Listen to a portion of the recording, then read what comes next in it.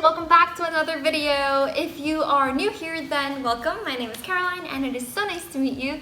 And if this isn't your first time here, then welcome back. And I really appreciate your continued support. This Q&A is actually a part 2 of the core curriculum and descriptions of the classes. If you want to get a more general idea of what the core curriculum is, as well as classes such as Lit Hum and CC, Phys Ed, writing, then check out my other video. Actually, it might be a good idea to check that one out before watching this one. That is going to be linked in the description below. It's also on my channel, so if you just want to head over and hit a playlist or whatever, feel free to do that. I'll just wait for you here.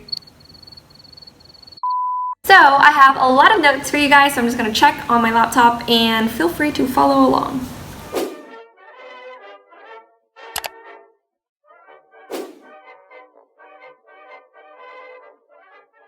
I'm actually going to start this video by talking about Art Hum and Music Hum together. Art Hum is called Masterpieces of Western Art, but that's a really long name, so we just call it Art Hum. Music Hum is called Masterpieces of Western Music. We just call that Music Hum. Art and Music Hum are both one semester classes, and you can take them basically anytime throughout your undergraduate career. I think that they do recommend that you complete these courses by the end of your junior year, so the end of your third year. Going off of the Columbia website, Art Hum is not a historical survey, but it is an analytical study of a limited number of monuments and artists, and teaches students how to look at, think about, and engage in critical discussion of the visual arts. Classes are limited to 22 students, much like Lit Hum and CC, and they are discussion-based and make extensive use of New York City through field trips to museums, buildings, and monuments. My friends who have taken Art Hum in the previous semesters, they've gone on field trips to the Met, to a lot of different art museums. They've looked at sculptures and really just gotten first-hand experience at analyzing art and learning about the different techniques. Both Art Hum and Music Hum are pretty difficult to get into because of the small class size. The further you advance at Columbia, you're gonna have priority, so if you don't get into Art Hum or Music Hum your first or second years, don't worry about that. Take it junior year, maybe senior year. So that's all I can say about Art Hum. I've heard good things about it. I've heard that the professors are really cool.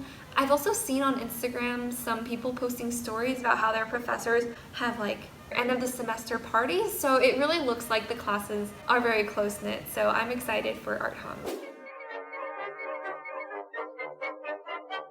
Music Hum, again, I'm going to read from the website. It says that the focus of Music Humanities is on the forms of the Western musical imagination and art music. The specific goals of the course are to awaken and encourage active, critical, and comparative listening practices. The extraordinary richness of musical life in New York is an integral part of the course. I believe that for Music Hum, you can actually be exempt if you take the exemption exam that is offered on the first Friday of the fall semester by the music department.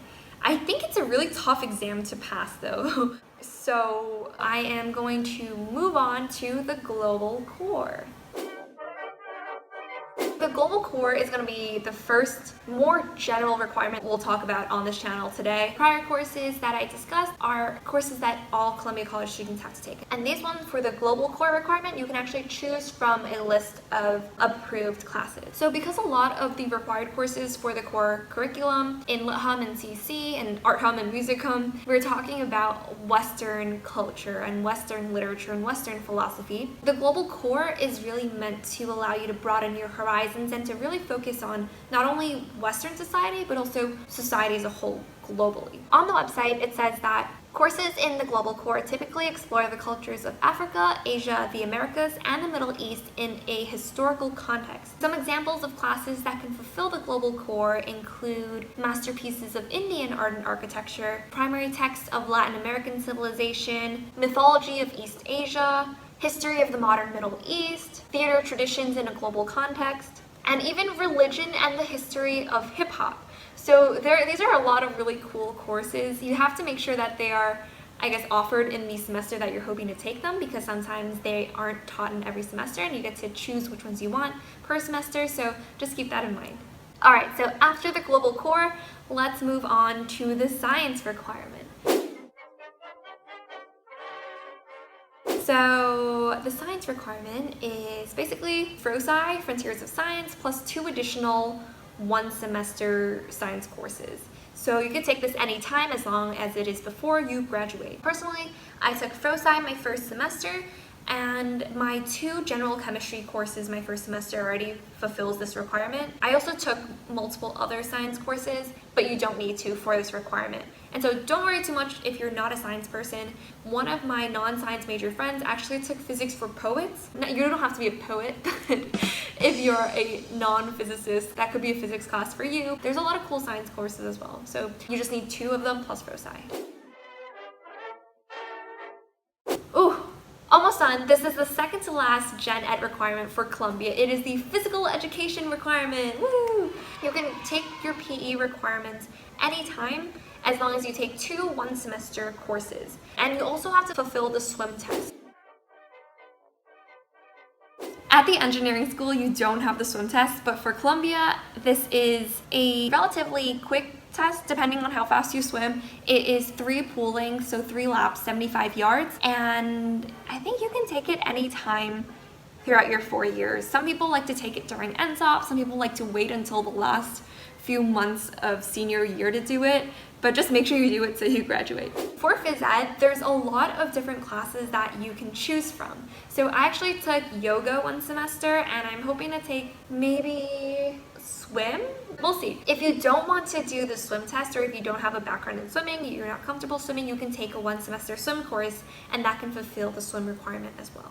There are a lot of cool gym classes too. I took yoga. There's also cardio fitness, strength training, beginner golf, kayaking, beginner sailing. I think there was scuba diving. When I went to Dodge to swim late at night, I saw people scuba diving for their class. So that's really cool. PE classes are usually 1 credit each, and they're a good way to relax and have fun in between classes. You can only take 1 Phys Ed class a semester since they are in high demand. So make sure you plan out your courses right. Don't wait until 2nd semester senior year to take both. And also, I think if you finish your gym requirements before senior year, you get a free t-shirt. So that's something that I'm gonna work towards.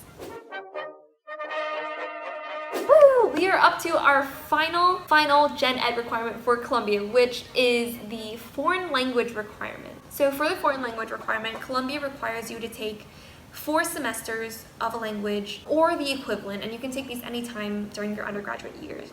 So basically 4 semesters include elementary 1, elementary 2, intermediate 1, and intermediate 2. You can actually use college credit or AP credit to test out of these requirements if you have sufficient proficiency in these languages. But I also would advise you guys, if you're interested in languages and if you're interested in continuing, college language classes are very different from high school language classes.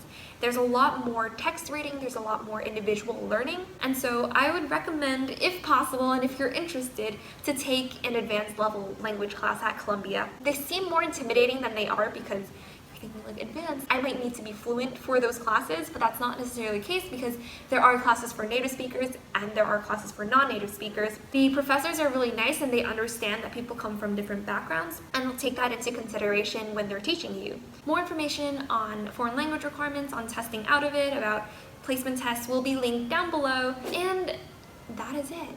These are all the requirements for the core curriculum at Columbia. Thank you so much for sticking with me throughout this entire time. I really appreciate it. Hope this was helpful. Hope this was specific and detailed enough. And let me know if it wasn't. Let me know if it was by leaving a comment down below. If you enjoyed this video, please leave a thumbs up. I would really appreciate it. The button is right there, or there, or there, somewhere there. Don't forget to subscribe for more content like this, for more college vlogs and advice and information about Columbia. And yeah, I'll see you guys in the next video. Thank you again, stay safe. Oh, and thank you guys so much for 400 plus subscribers. I'm super happy about that and I really appreciate it. So thank you for your support on my content. And know that I could not have done it without you guys. Goodbye for real now, and I'll see you guys in the next video. Bye!